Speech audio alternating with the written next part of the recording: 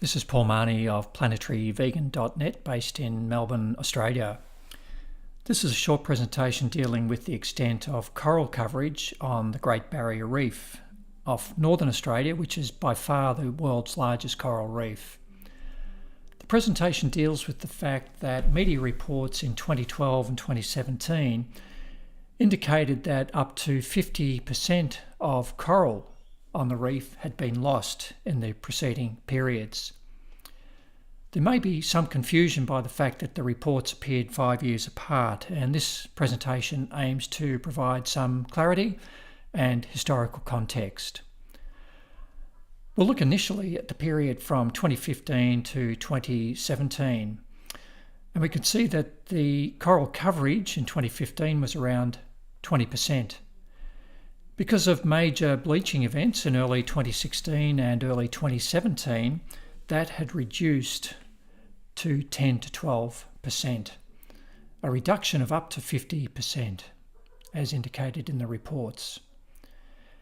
If we go back to an earlier period, a 27-year period from 1985 to 2012, we can see that the coral coverage at the beginning of that period in 1985 was 28%. It had reduced to 14 to 17% by 2012, again a reduction of up to 50%.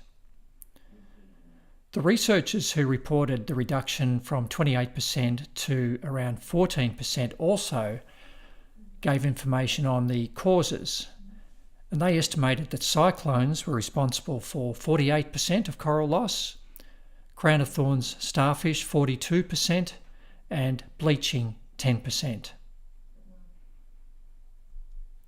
If we go back to 1960, we can see that coral coverage was around 50% of the entire reef.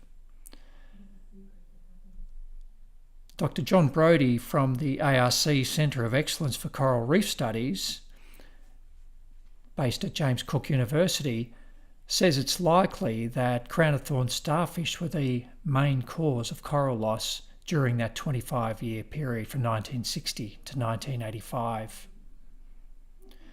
So we can see that the reduction in that 25-year period was 22 percentage points. If we go forward to 2017, the reduction from 1960 was 38 to 40 percentage points. It's important to note that the first major bleaching event did not occur until 1998. This means that more than half of all coral loss had occurred 13 years before the first major bleaching event. Something not highlighted by most major environmental groups is that cattle grazing and grazing of other livestock has been a major contributor to coral loss through nutrient and sediment discharge. The nutrients, which are mainly in the form of nitrogen and phosphorus, increase populations of phytoplankton, which in turn provide nutrition for crown of thorns starfish larvae. The sediment, which comes primarily from erosion due to grazing, blocks the sun, smothers coral, increases the amount of unwanted algae, and reduces the coral's resilience to other stresses such as a warming and more acidic ocean. For more details on the information provided here, please visit planetaryvegan.net, specifically the section on the Great Barrier Reef. Thank you.